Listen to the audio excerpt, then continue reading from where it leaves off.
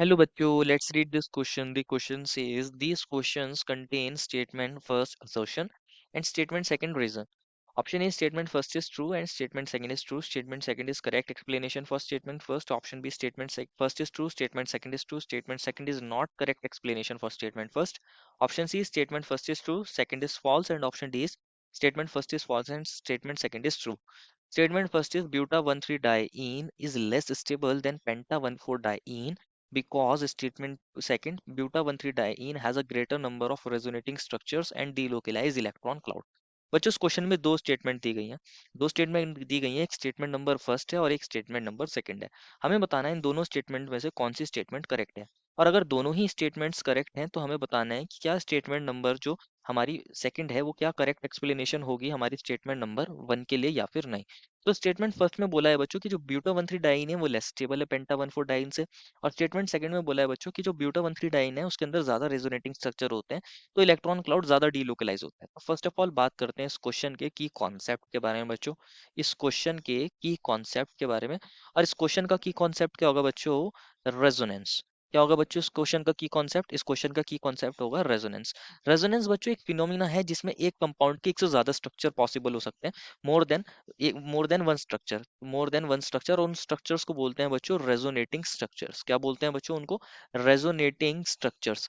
और ऐसा देखा जाता है बच्चों कि अगर हमें किसी कंपाउंड के अंदर रेजोनेंस हो रहा है, उसके अंदर देखा जाता है जितने ज्यादा रेजोनेटिंग स्ट्रक्चर होते हैं, जितने ज्यादा रेजोनेटिंग स्ट्रक्चर होते हैं तो उतनी ही ज्यादा स्टेबिलिटी होती है। नंबर ऑफ रेजोनेटिंग स्ट्रक्चर जिस कंपाउंड में ज्यादा होते हैं उसके अंदर उतनी ही स्टेबिलिटी होती है, क्योंकि उसके अंदर इलेक्ट्रॉन जो है वो ज्यादा डीलोकलाइज है। इलेक्ट्रॉन डीलोकलाइज्ड ज्यादा होते हैं, इस वजह से उसके अंदर स्टेबिलिटी ज्यादा हो जाती है। और स्टेबिलिटी ज्यादा हो जाती है इस वजह से देखा जाता है कि जिसके जितने ज्यादा रेजोनेटिंग स्ट्रक्चर उसके अंदर उतनी ज्यादा स्टेबिलिटी। तो वन बाय वन दोनों को देखते हैं, ब्यूटा 1,3-डाइन को और पेंटा 1,4-डाइन को। अगर बात करें ब्यूटा ब्यूटा 1,3-डाइन, एक तो मिला है बच्चों ब्यूटा 1,3-डाइन, और दूसरा कौन सा कंपाउंड मिला है बच्चों हमें? दूसरा मिला है पेंटा 1,4-डाइन। इसको भी लिख लेते हैं, पेंटा 1,4-डाइन। दोनों को देखते हैं बच्चों। अब ब्यूटाडाइन के अंदर क्या है बेसिकली, मतलब यहाँ हमारे पास 1 carbon, 2 carbon, 3 carbon, 4 carbon, one पर डबल बॉन्ड, और ये थर्ड वाले कार्बन पर डबल बॉन्ड, ये वन है, ये टू है, ये थ्री है। बाकी यहाँ वैलेंसी हाइड्रोजन से सेटिस्फाई करती थी, ये CH2 होगा, ये CH2 होगा, यहाँ पर एक हाइड्रोजन होगा, यहाँ पर भी एक हाइड्रोजन होगा। तो ये है हमारा कौन बच्चों? ये ब्यूटा 1,3-डाइन है। कौन है बच्चों? ब्यूटा 1,3-डाइन है। अब पेंटा 1,4-डाइन की बात करते हैं। ये हमारे पास 1 कार्बन, ये 2, ये 3, ये 4, ये 5। ये हमारे पास 1, 2, 3, 4, 5। अब बोला है क्वेश्चन में कि पेंटा 1,4 मतलब 1 पर भी एक डबल बॉन्ड है और 4 पर भी एक डबल बॉन्ड है। बाकी वैलेंसी को हाइड्रोजन से सेटिस्फाई कर दीजिए, ये CH2 होगा, ये CH2 होगा, ये भी CH2 होगा, और यहाँ पर कौन होगा? ये CH होगा, और यहाँ पर ये CH होगा। तो दिस इज पेंटा 1,4-डाइन, दिस इज पेंटा 1,4-डाइन। तो अगर आप बच्चों इस फर्स्ट वाले को देखोगे जिसमें आपको क्या मिला है? ब्यूटा 1,3-डाइन मिला है। अगर आप देखोगे यहाँ पर क्या हो सकता है, ये double bond, then single bond, then double bond. एक क्या है? कॉन्जुगेटेड सिस्टम प्रेजेंट है, एक कॉन्जुगेटेड सिस्टम प्रेजेंट है।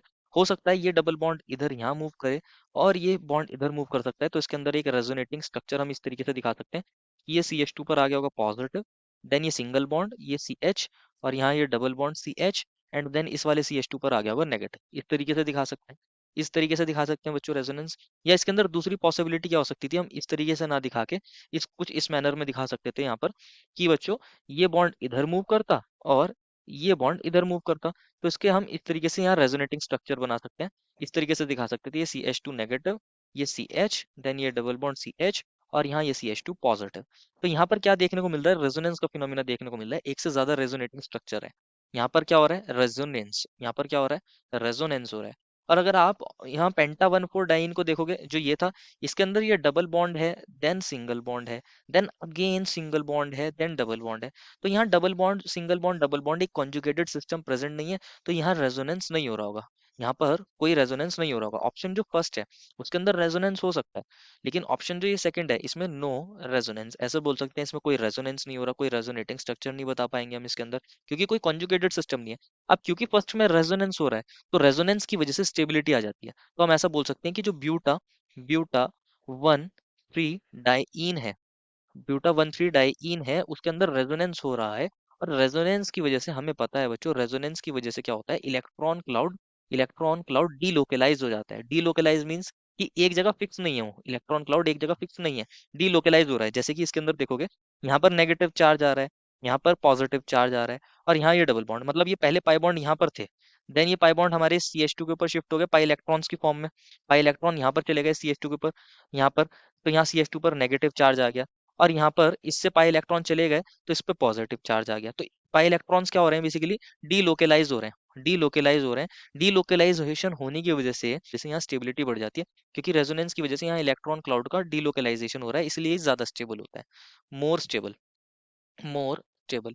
लेकिन जो हमारा पेंटा पेंटा 1,4-डाइईन है, उसके अंदर कोई भी इलेक्ट्रॉन क्लाउड का डीलोकेलाइजेशन नहीं होगा, क्योंकि उसमें कोई रेजोनेंस नहीं हो रहा, तो वो लेस स्टेबल होता है। कैसा होता है बच्चों, लेस स्टेबल। तो स्टेटमेंट फर्स्ट में बोला गया था कि जो हमारा ब्यूटा 1,3-डाइन है वो लेस स्टेबल है पेंटा 1,4-डाइन से, ये वाली बात तो फॉल्स है, क्योंकि ब्यूटा 1,3-डाइन मोर स्टेबल होता है। एंड स्टेटमेंट सेकंड में बोला है कि जो ब्यूटा 1,3-डाइन है उसके अंदर ज्यादा नंबर ऑफ रेजोनेटिंग स्ट्रक्चर बन सकते हैं, ये वाली बात सही है, अभी हमने देखे भी थे। और हमारा जो पेंटा 1,4-डाइन था उसके अंदर हम दिखा नहीं पा रहे थे, और यही बोला है इसके अंदर ब्यूटा 1,3-डाइन के अंदर ज्यादा रेजोनेटिंग स्ट्रक्चर है, डीलोकेलाइज हो जाते हैं इलेक्ट्रॉन क्लाउड, ये वाली बात सही है, और इस वजह से स्टेबिलिटी आ जाती है, तो ये वाली बात सही है। तो हमारी जो स्टेटमेंट फर्स्ट है वो तो बच्चों फॉल्स है, लेकिन सेकंड है वो स्टेटमेंट ट्रू है। ये ऑप्शन बच्चों हमें कहाँ मिला है, ऑप्शन डी में मिला है। अगर आप ABC को देखोगे तो इसमें ये इनकरेक्ट दिया है। Therefore, final answer is option number D. I hope you understood it well and best of luck.